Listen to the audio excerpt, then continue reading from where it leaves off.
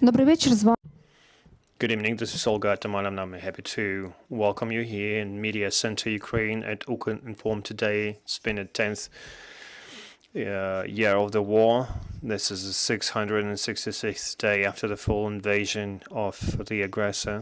And we're here today to discuss important things for the society. One of the topics that we're going to talk about is results of the oil products market performance in 2023 with experts. We have Serhii Kuyun and Artem Kuyun, fuel market experts. And let's talk about dynamics and trends of 2023 at the petrol market. Let's talk about the year. Hello. Can you share my presentation? And while you're doing that, thanks to the Media Center, Ukraine Media Center for that conversation. And we think that energy markets are quite important during the war. And the petrol market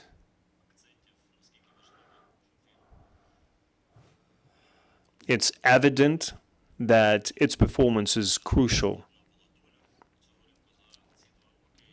Its performance was very complicated these years, and this presentation is not just the overview of the year, it's mostly overview of both years, because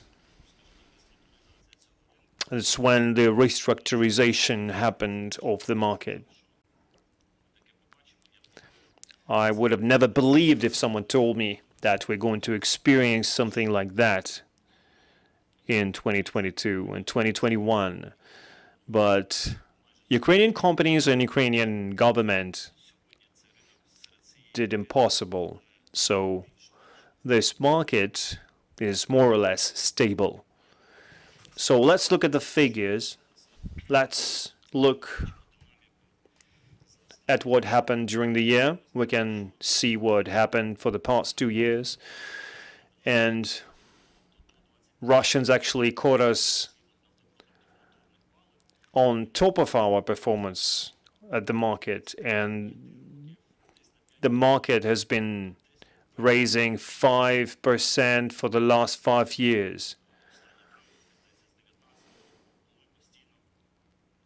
Since 2019, we had increase in consumptions. The same thing applies for petrol, liquefied gas, and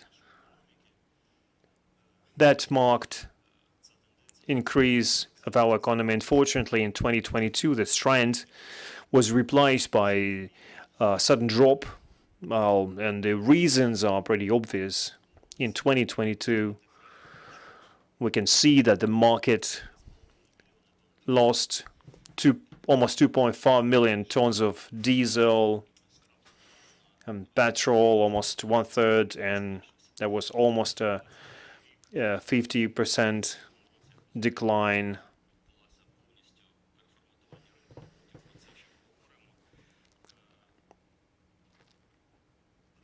And there was a reformatting of the market. We'll talk about that later. And the market adjusted to the change. And we can see that 2023 became the year of increase.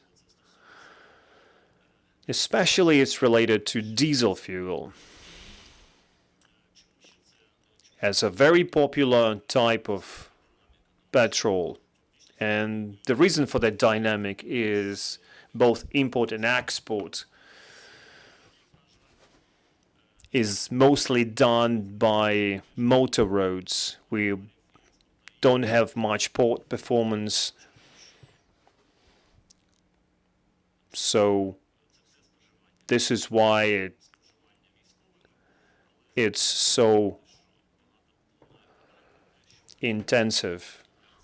Also, some petrol is used by the military, but I won't overestimate that. There is some consumption, but it's not critical. That's not 30, it's not 20, not even 10% of our overall consumption.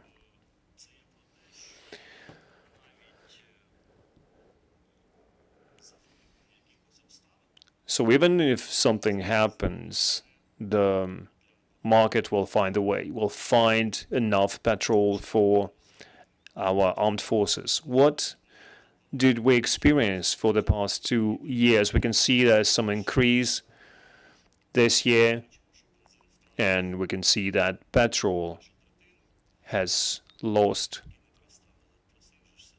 1/3. Sorry, they didn't change the slide.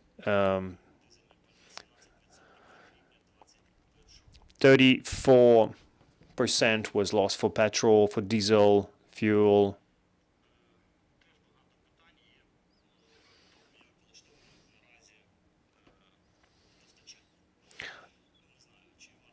No, speaking about supplies, until 2021, 70% diesel, 50% petrol. We got it from Russia and Belarus. And of course, when the full-scale invasion happened, we've lost almost 100% of our supply sources. Imported fuel from Russia and Belarus ports that were even blocked before the full-scale invasion, and our oil refineries. So the market has to solve an issue that no one has ever experienced before. So we lost almost of our sources, but after 4 months in July 2022, we recovered our supply through the western border, and it's a new page in our history. And it's not about just reorienting from east to west. We had no vehicles to transport the fuel. Nobody knew where to buy from. How do we buy that fuel?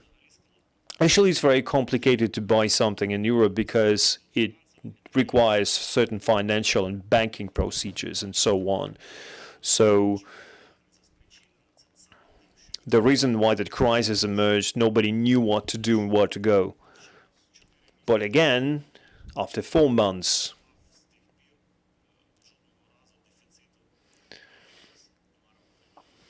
the market adjusted, and it never faced any deficit or crisis.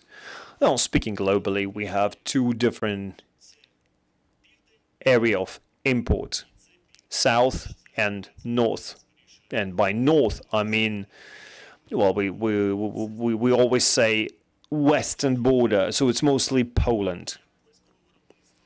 So it's also Polish products, but it also includes fuel products from Baltic countries, including Lithuania, especially, and Baltic ports. And you probably know that one of Ukrainian companies, UPG, managed to purchase a transitional complex in Szczecin, and that was a very, very important source of import for fuel. And we can see petrol and diesel fuel, LPG. Well, the market has stabilized in 2022 and 2023.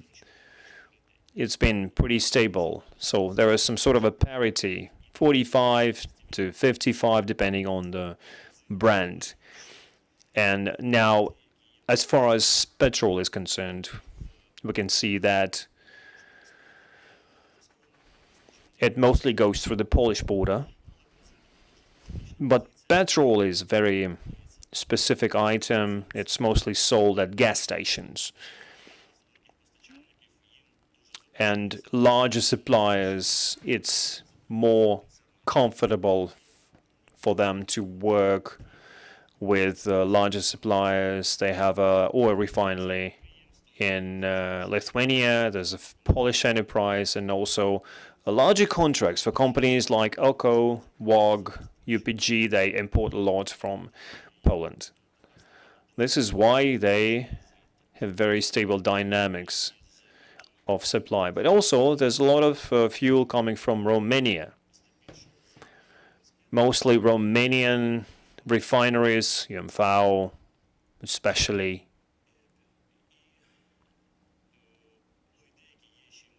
And also, there is some supply through sea. Diesel fuel. There's a parity here. Overall. Okay.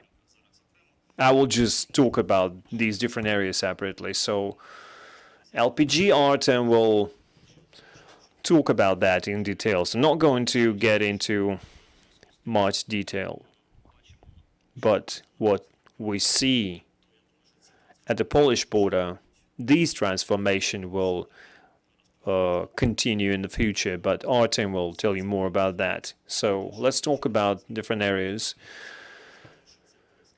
Well, for the fuel coming through the Polish border, it doesn't mean that it's all Polish. Well, I guess more than 15 producers of fuel globally. I could never imagine that we're going to buy fuel from Kuwait, Saudi Arabia. Recently, we heard some news that we received some LPG from Brazil. And the US diesel power, it's something ordinary and mundane. That's pretty much normal. We have it on the market all the time. So LPG, diesel fuel, we got used to that. But in 2021, if you recall these days, nobody would believe you if you had said that it's going to be possible. So now we have more than 15 countries supplying fuel to Ukraine, and also after Russian oil products were banned, Europe has to adjust too. And we are completely integrated into the European market.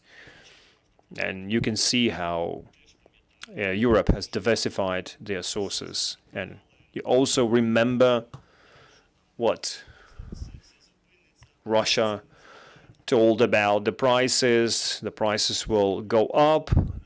We're not going to have any fuel, but nobody has ever seen anything like that, except for some global changes in prices in 2022. But in 2023, the situation is a lot more stable.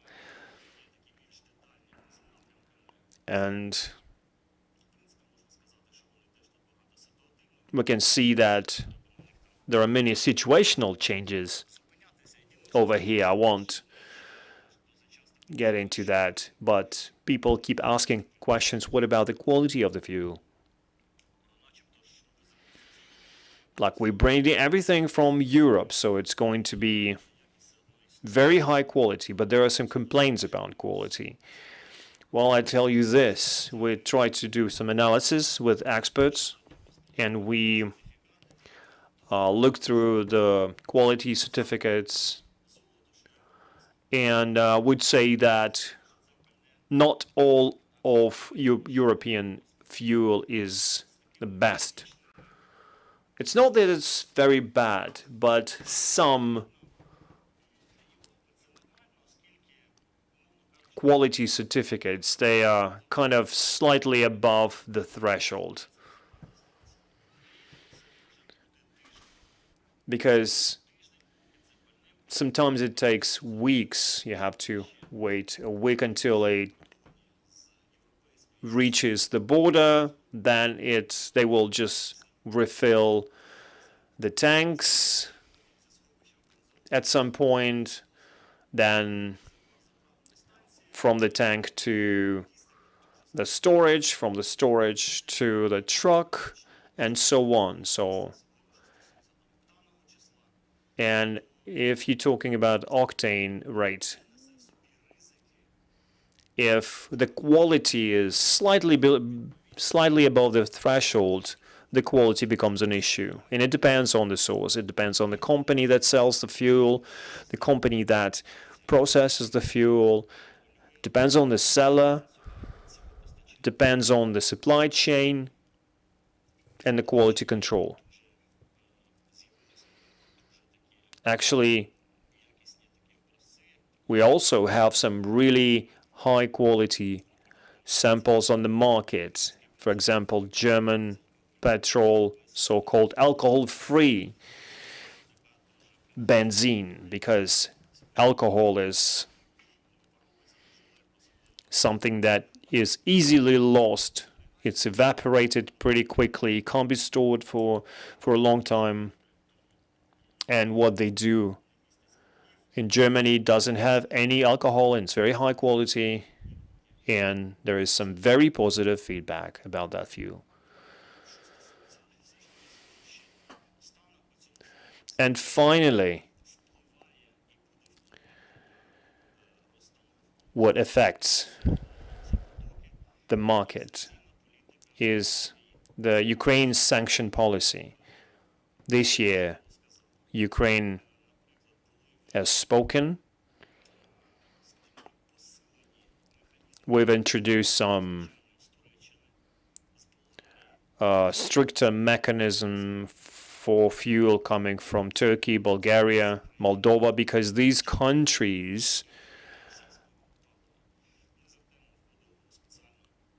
had a cases of purchasing Russian fuel, and we worked with the National Security and Defense Council. We did an analysis, and we have tracked down routes for Russian fuel through Black Sea, through the Mediterranean seas, and we found out what ports are used to transfer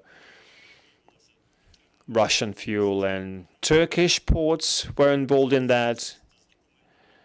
And then they would sell that fuel using Indian or Turkish paperwork, saying that it's not Russian fuel. But the logic behind that was, if you're working with Russian fuel,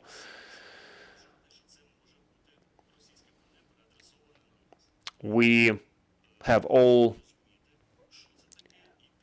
means to think that it's Russian fuel coming to us. So this is why we have to do additional control measures to get rid of Russian export.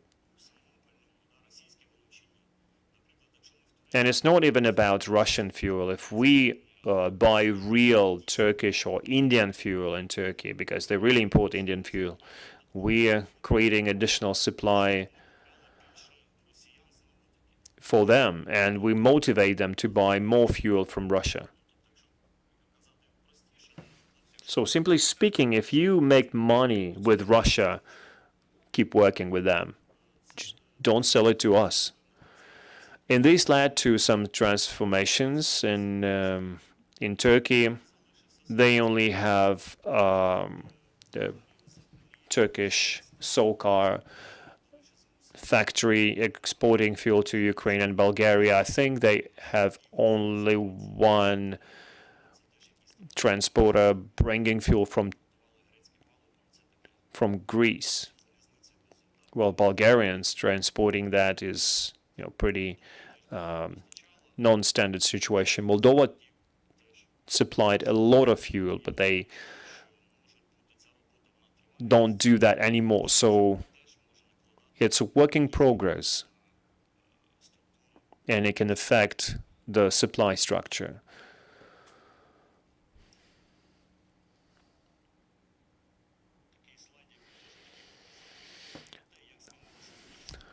This is a very illustrious slide. So the gray line is railway transport, and red is road transport, road vehicles. So first we used to have 100% of fuel coming through railways. Now it's almost 50-50. It depends on the season, really, but the motor transport became a very serious transportation channel.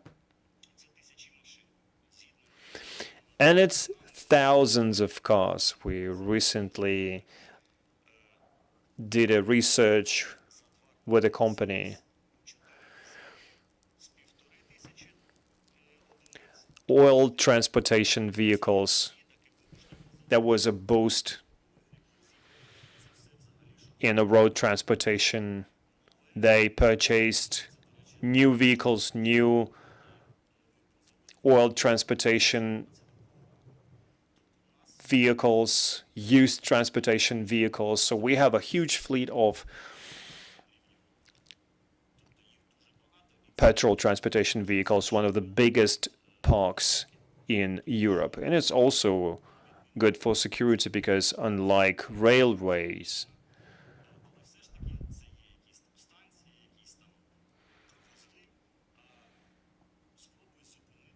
you can't really stop the huge column of petrol vehicles. But sometimes it happens, as we can see on the Polish border. Speaking of multipliers, one of the biggest changes that happened is abrupt increase of petrol importers. For example, if 2021 we had 200 of them, right now we have 700. Number of importers has gone up 5 times for petrol and twice for LPG. Huge amount of companies started doing that. So we can take a look at the upper diagram. So the blue is companies that bring more than 1,000 tons per month, and pink is companies that bring less than 1,000 tons a month. And we can see that hundreds of importers, smaller importers, they have a very small market share. So they brought around 112 tons per month. This is basically 3 transportation trucks. So these guys were the ones to make a lot of money on the deficit when the war started. But it's not happening anymore. And I can see that there is a problem here, because what's going on here, these smaller companies, they don't have any investments costs. They don't have any special infrastructure sites. They don't have any staff. If companies want to build their storages or they want to develop their business, they don't have any investments capital, because the price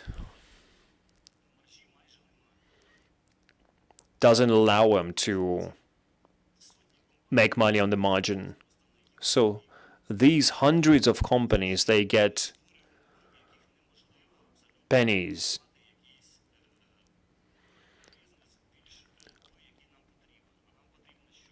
And this is not the kind of business that we want.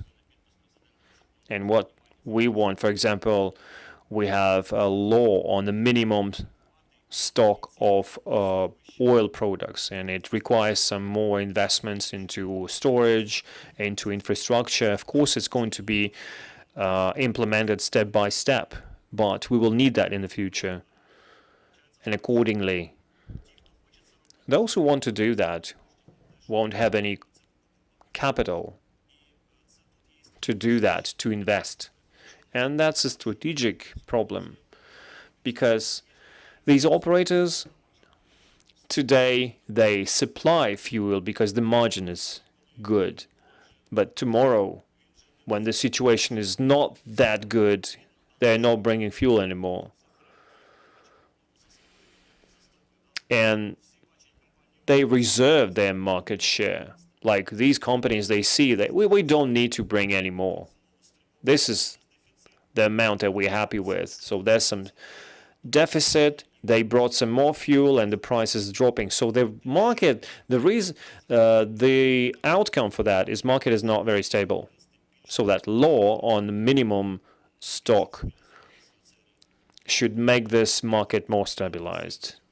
So the market is open, but you don't just have rights, you also have obligations.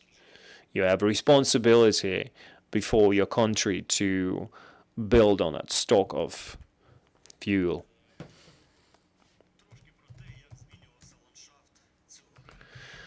Now let's talk about the market landscape. Let's get into specifics.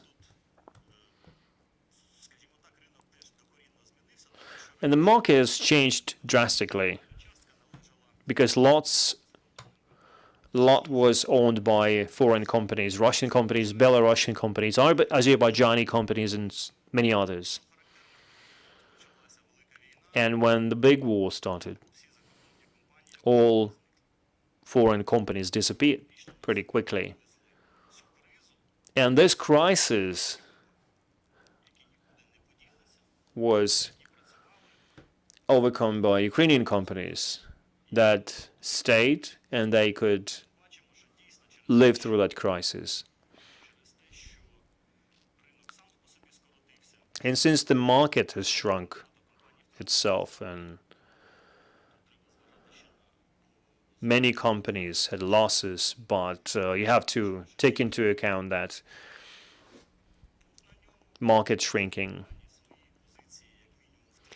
And Ukrainian companies stayed, and they could retain their share. They could even increase their share on the market.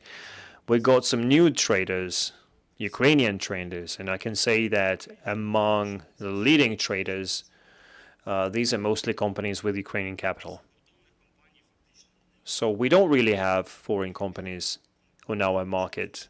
I mean, we don't have them at all among our main suppliers. We have Modern Trade, Continental Trade. They were strong enough to use this vacuum and start supplying. BRSM, Nadezhda, they lost a lot of income. And these are mostly LPG suppliers. So companies, OCO, WOG, Alliance, Eurotrade, Energotrade, Eurostandard, and they retain their market share. And we can see that the share of smaller companies increased. They used to have 10% market share, something like that. Speaking about retail market, it has gone through a lot of transformation. And I can say that those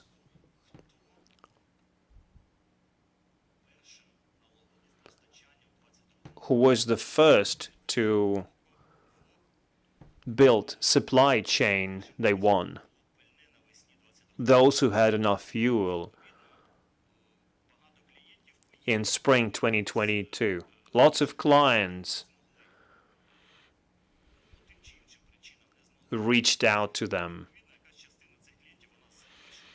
So lots of clients, they decided to stick with these larger chains, and they have a huge share. They increased their market share 1.5 times and 2 times. OCO had 20% increase. Very nice result, I'd say. The rest of the companies. And by the way, we can see that the Privat group is here. If you get to the previous slide, and Privat was a failure of the year, really.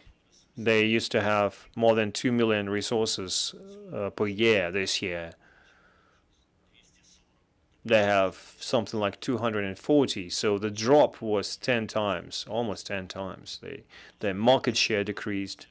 And you know why, because it's because Ukernafta and Ukrtatnafta were nationalized, because they used to own these companies.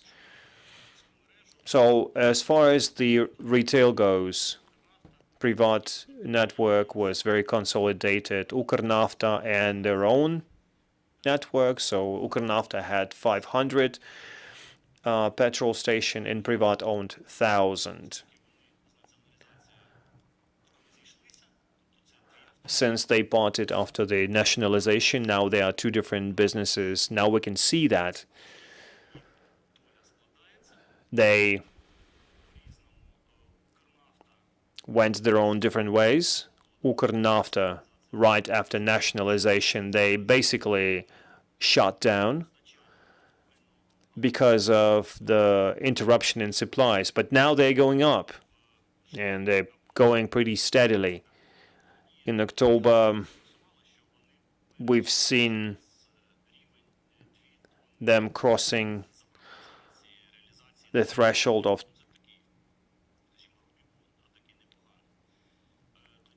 2 tons of the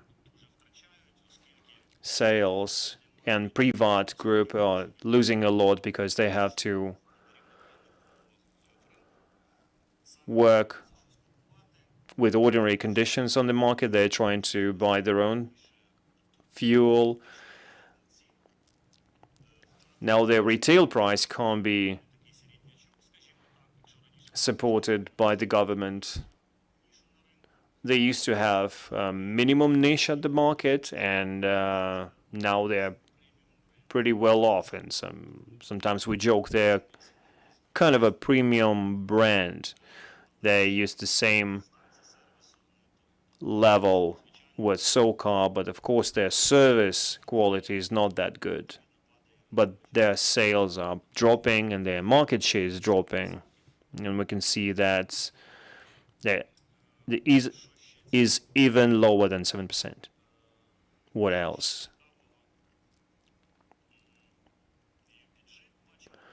We can see that UPG is growing because they're introducing new stations, new petrol stations, and they're pretty good. And we can see Shell, Amic, they lost some market share, but since there were a lot of changes, well, that's not too bad. Can you go back to the previous slide? It's important to say that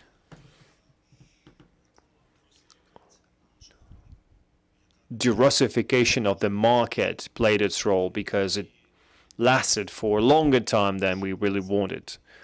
And some companies, both in diesel fuel and LPG, starting from autumn 2022 up to August, September 2023, they had stable offers and companies that really were concerned about their reputation, and they didn't want to be a part of some investigation and additional checks at the border. They didn't want to deal with these resources. And smaller traders, they really used that opportunity because it was impossible to compete with that price, and they easily sold that fuel on the internal market, biting some market share off from system operator. And that was also a very interesting factor behind that. And the last block of my presentation is related to such painful topic as paying taxes by the market players. Why is it so important? Why we're talking about that so much? Because as of today, the state budget of Ukraine is the only source to fund our army. So it needs money a lot. And we can see that this market, in many cases, it still at the 2021 level. And It's pretty sad. So, and at the same time, the market is doing pretty well. There's enough profit. Should be enough for them, but they're trying to optimize everything, and the trend is still there. And I think this is a priority issue that needs to be talked about, and we're going to do a lot to promote that, because especially considering there's a lot of result. Are you talking about paid taxes? Is that what it's all about? This graph, yes. This is a tax load per liter. These are operational taxes. This is what companies earn on the market. So this is excluding duty fees, and this is what they paid on at the border. So SOCAR wasn't a leader, and they are a leader here in taxes paid. And WOG, they were number 2, now they're number 5 on this graph. Well, this situation is changing, but you need to understand they use the same prices. There are different prices. There is a certain price range at petrol stations, but they have different loyalty programs and discount programs. The difference is not that much. The corporate sector, they're basically using bulk prices from BRSM, WOG, OCO, but the results are pretty different.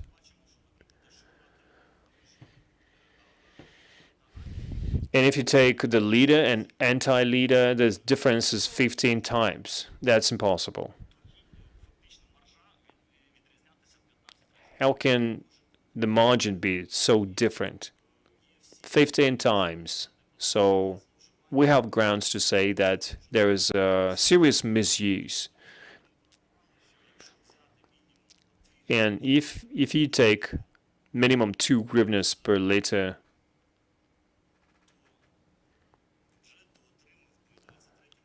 in 2023 the budget would have got a couple of billion hryvnias, and we have only the biggest chains, and there are lots of smaller chains, lots of smaller companies. In BRSM, they have 1.2 hryvnias, Privat 0.5. For smaller networks, for smaller chains, it's like 50 kopecks, half a hryvnias. It's really no big deal. So it's really sad. Now take a look at this slide. So that's a huge sector. That's OCO. The company has 26% of sales from the biggest chains, but they paid their income tax.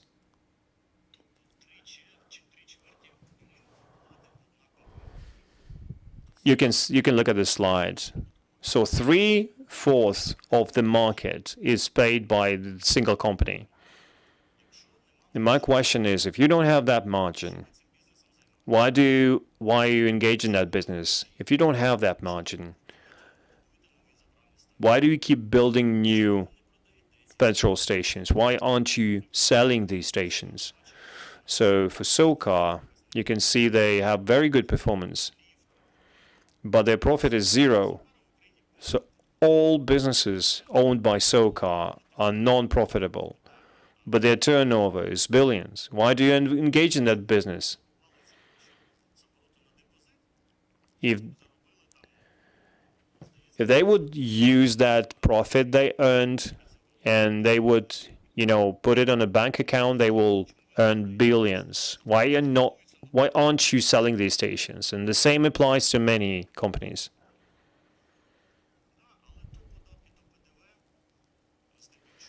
Yes, but these are VAT. It's mostly VAT. Not just for retail. Well, they have lots of bulk sales. and it could reach 2.5 hryvnias, but there is no profit. I'm talking about indicators. The industry can pay more in taxes. They can't work without profit. But this is how it looks on paper. I'm just wondering how these tax inspectors, they are looking at their papers and they see zeros, zero balance. How can they accept declarations like that? I have no idea.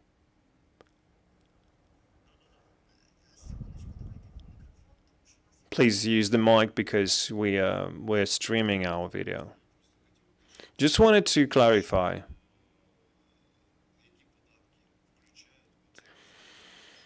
What taxes did you include in that analysis? I guess we need to get back to the previous slide, that slide. I'm just wondering. You said it doesn't include the VAT. Oh, the VAT for import. Okay, I get it. But this is retail VAT and the income tax. Retail VAT, income tax. The salary income. Also, they're paying some duties at the petrol stations when they sell alcohol, for example. So it's all formed based on the salary tax and the VAT. So these companies that we see on the slide, they're paying their taxes, but not the income tax. Maybe only 5 companies pay it. Like the proper income tax that you can actually see in the papers. I'm doing an article for the third quarter. I have some fresh data. And if you take something that's clear, like income, that's clear. Some people, they have loans, and like Vogue, they say they are paying for their loans and they're paying interest rates. So they're 1 hryvnia plus 1.6 hryvnias, and that's going to be, the tax burden is going to be 2.6. Okay, I get that. And another good indicator is physical entity income tax. Well, you can basically analyze it, and you can find out what the salaries are. So the salaries, they're different 3 times. So there's a 3 times difference. 300%. So for market leaders, it's 22,000 hryvnias per month with the tax. But most of the companies, maybe 80%, their salaries are below 10,000, 7,000, 8,000 hryvnias. So it's impossible to live for that salary. Why is the difference so big within the same industry? For example, it's like Uber driver earns less than Ukrinform driver. That means that Uber will just be destroyed. They will just disappear from the market because people will basically move to the competitor. And they understand that the market salaries are the same, like the 20,000 hryvnias, around that, they are the same. So you basically paying in cash and you're not paying taxes. That means that they're dodging taxes, basically. Well, that's what it means. And the tax service needs to analyze that information to diagnose the problem. For example, there was a case with one of the companies. They we're transparent, but their salary is 8,000. And then they posted an ad where they write that our salary is 15 to 17,000. So they have 5 to 9 billion hryvnias in retails, and also plus 2 billions is illegal production of fuel products. So this sector, this gray market, is shrinking, but it's basically looking for its time to get back on the track. And I will give the floor to Artem, and he will talk about LPG, because there's a lot going on there. Hello, everyone. Just as always, everything interesting happens with LPG. This is why we decided to separate that slide. Let's talk about diversification. LPG in 2021 used to be a resource that's very closely linked to Russia. 92%. Russia, Kazakhstan, and Belarus. And politically, Belarus was part of Russia, and logistically, Kazakhstan also depended on Russia pretty much. So on 24th of February 2022, this is the market that we lost. This is 92% of our sources. That's what we lost in 2022. And the biggest supplier, Western supplier, Poland, isn't even reaching the amount that was supplied by Belarus. So diversification is insane. And these are supplying countries. We have Poland and Romania, and that means that a lot of fuel was coming through them. And as Serhii mentioned, they crossed the Polish border. They are sending German fuel from different ports all over the world.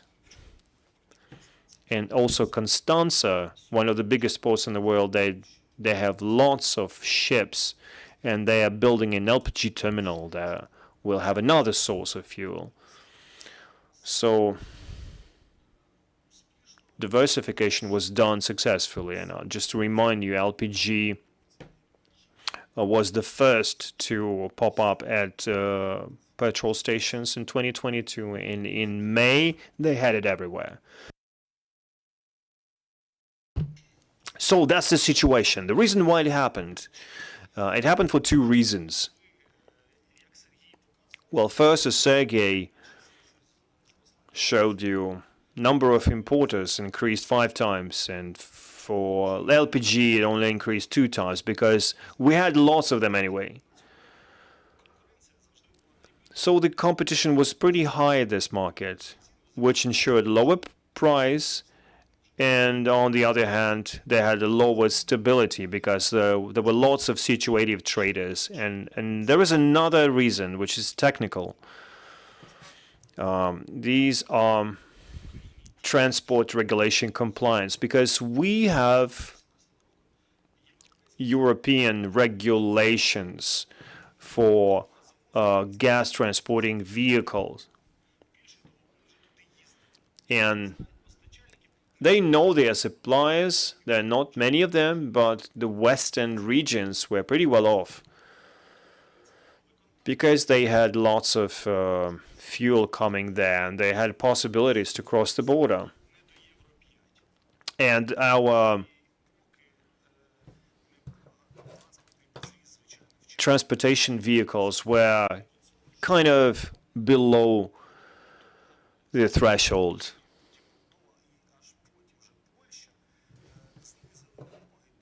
And then Poland and other countries, they lowered their requirements for transportation vehicles, which boosted the supply. And that was done during the time where they brought a lot of fuel, lot of LPG through the border. And as far as the diversification goes, we wrote a lot about that.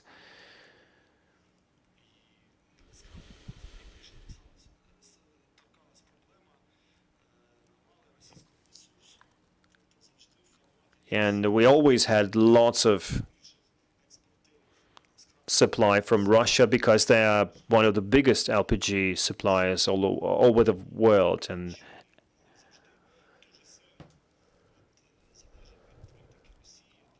Turkish and Polish markets and other markets, they depended on the Russia's policy. They had logistic routes, and they were destroyed in one day. So they used extraordinary documents and extraordinary routes, and this is how we got here. Actually, yesterday, 2 days ago, we had a news about European embargo. So there was a long process of approval. Now it's not really clear, but 70% chance is it's probably going to be reverted back to normal. And by normal, I mean there's lots of LPG in Eastern Europe. They didn't really pay attention to that embargo because Russians don't really get enough profits from that. Even comparing to products that were not on the embargo list, like pipeline gas and so on, these are just pennies on their budget. You can just, burn it and pay the environmental fine. And because of a low price, sometimes they would have $300 difference from the European price. They would just push it through that tunnel, through that channel, and it's still there.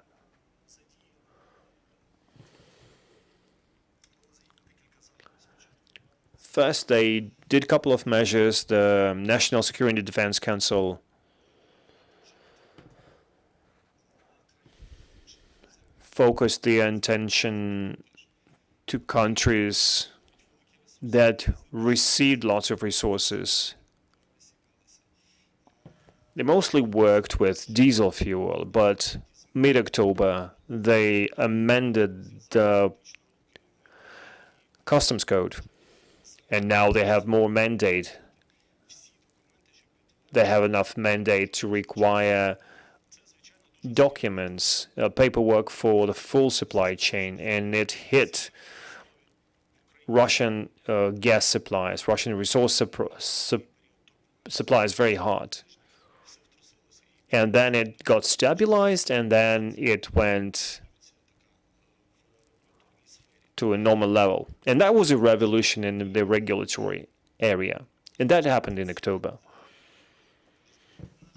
And unfortunately, it coincided with the logistics crisis and the beginning of the market crisis. This is why we decided to talk about that separately. So, petrol and diesel, it survived one crisis, but LPG survived two crises. There were actually two in one factors. The first one that came first was the change in customs code. When it became clear that suspicious bulks and with Russian origins, these are not coming here, and when they learned about that, lots of contracts collapsed, and it affected the situation on the market. But mid-October, maybe you remember the situation at the border, they already faced problems. They had to stand in line for 7 to 8 days because that was an agricultural season. No ports, the grain corridor is not performing very well, so this is why everyone went through the border. All of the vehicles, this is why the agricultural products were a priority, and for 4 or 5 vehicles with grain, they would let only 1 vehicle with fuel at the border.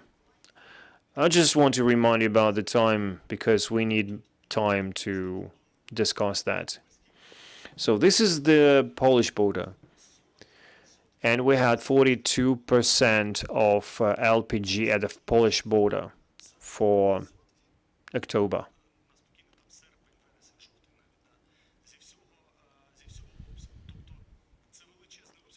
Yeah, that's a huge amount of fuel.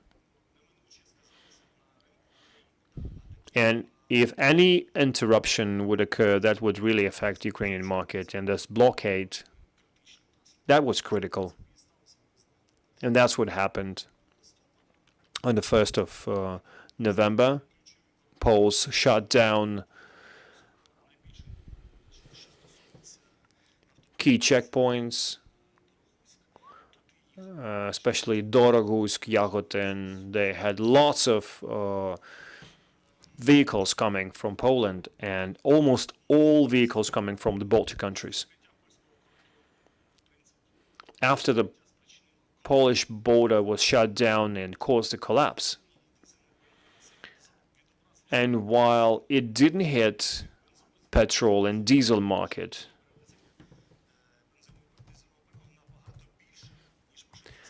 because they have more petrol tankers than vehicles for LPG.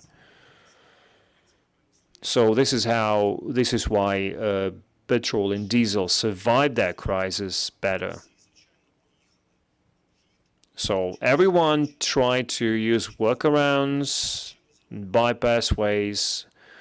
They used Slovakia, Hungary, and even Romania. But these workarounds,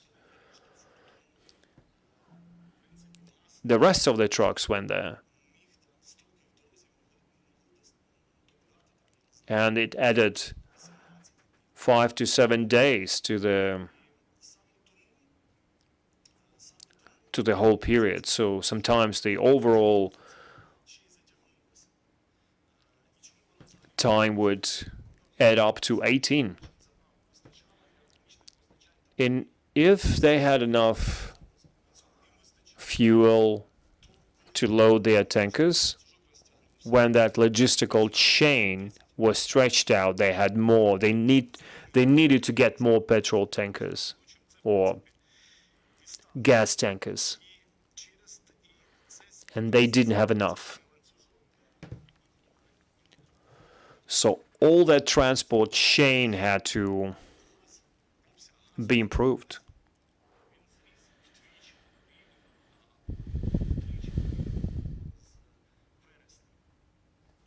So,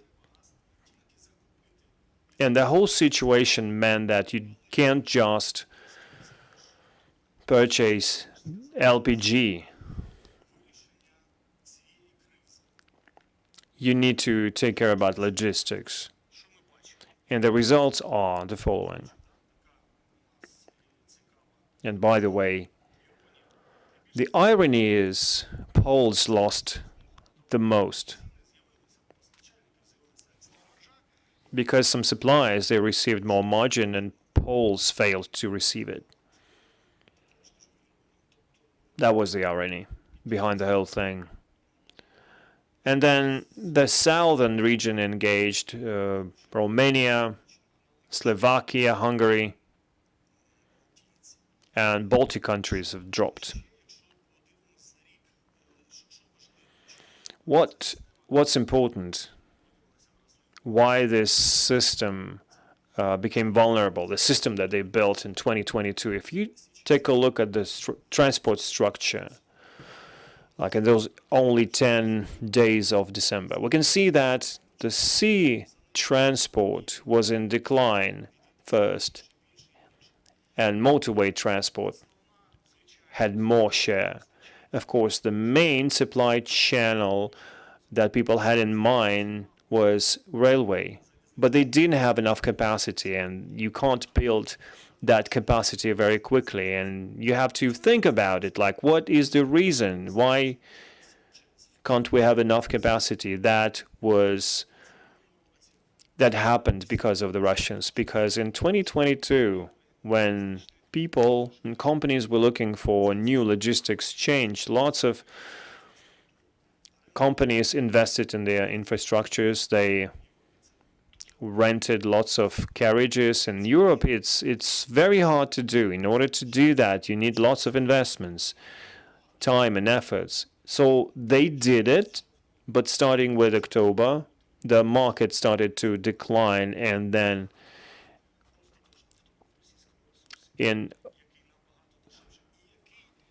September, it basically drowned in the Russian resource because it's cheap. And it's mostly motorway transport. They're not coming from the ports. And it basically killed railway transportation because the traders that built that system, they had to refuse from it because nobody is going to pay for that leasing if they don't work, if the carriages are empty. Nobody is going to pay to European manufacturers because their gas is not competitive. So this is why it and the full-scale invasion overlapped.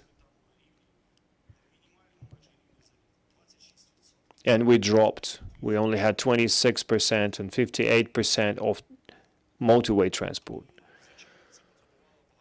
And it needed a lot of time. This is why the stabilization process was prolonged.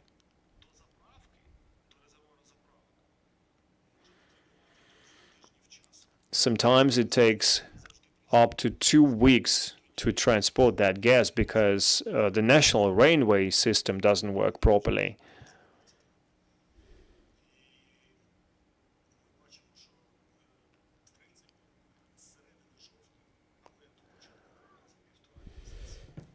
And since mid-October, that crisis was resolved. Nobody really paid attention to that. Nobody rallied for that, but that was a very huge win for the Ukrainian market, Ukrainian enterprises. Really did a good job. The railway, state railway, showed that they still got it. And I think if some such thing happened in Poland, that would probably shut down the whole system. Well, this is it. Thank you very much. So, guests and colleagues, I'm giving you a possibility to ask a question or a comment on what you heard. Do you have any questions? Please. Oksana Polishuk, Ukrinform, you mentioned the situation with the railways and how it all resolved. And you have two graphs, the red one and the gray one, for railways and motorways. So railways went up. What was the reason behind that? What happened? What was the reason? This is what Artem talked about. And are these trends sustainable? Because the Polish border was blocked, we had less fuel supplied through the border by vehicles, and the share of railway transport has increased. I know for petrol and diesel, lots of companies switched to railways because it's easier. That was the reason. So what are the percentages? These are the percentages in the total share for petrol and diesel. This is how it's changed. Petrol and diesel used railway more, and they had less LPG supply. So its trend will change, but there are irreversible changes. Those who switch to railways, they're not going to switch back to fuel trucks because it's more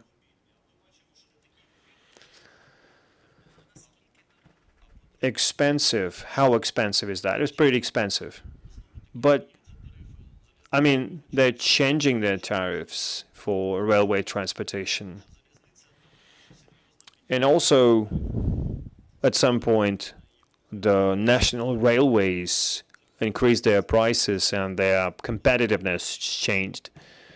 But if we take a look at the long-term perspective, the railway transportation is more profitable. And speaking about taxation, what about the Getmantsev's proposal? Can we increase the duty fees for LPG? I know that situation from inside, and Mr. Getmantsev was here at the conference. And that's really easy. The government is looking for more money for the budget. There's no conspiracy here. Nobody's lobbying anything. It's just government trying to find more sources of income. So fuel taxes is one of the powerful sources to fill the budget, and they will always be the focus of the government. I think there will be products they will focus on, and I think that's the case where you really can increase the fees and taxes, and it's not going to be tragic. And the increase in price won't be critical. So gas will still be competitive compared to petrol, and the budget will receive around billion hryvnias every month. So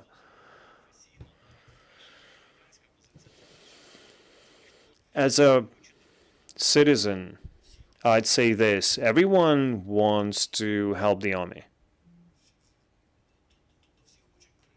Everyone wants victory, but if it's your turn to do something, like pay for energy, saving, paying more taxes, now people start complaining, why me? Well, you have to make a choice, and that's the case here.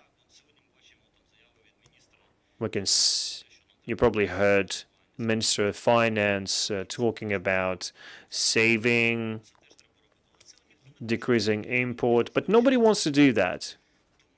Not me. This is why I think that's a balanced decision. Maybe it's not popular. But our problem is that populism. This is why we have problems, because of populism. And this decision is not popular, but it's necessary. Serhii, Artem, let's try to sum it up. I think we had a very nice discussion here. Let's sum it up. And you mentioned that, and we understand that these 2 years were very challenging for our fuel market. What are the 2 or 3 steps that were very powerful, that allowed us to survive? I think it's really the time to sum it up. It's probably clear what was done well. What were the decisions that were right? Well, if you recall 2022, well, basically they gave the market way. They liberalized the market. This is what they talk about when they discuss the defense sector and drones. They say, let's get rid of that control here. Let's give them a possibility to develop. This is what they did in 2022. The government did these companies a possibility to get fuel. Well, of course, they brought the fuel, and the price went up because people kept buying. But then it dropped. We see different indicators, and I think now it's pretty much okay. And the reason why we slowed down I think lots of deregulation decisions were done quickly. For example, the transport visa-free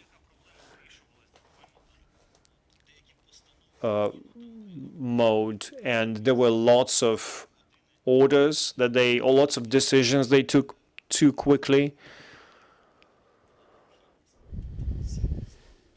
Like everyone worked so quickly, now we slow down.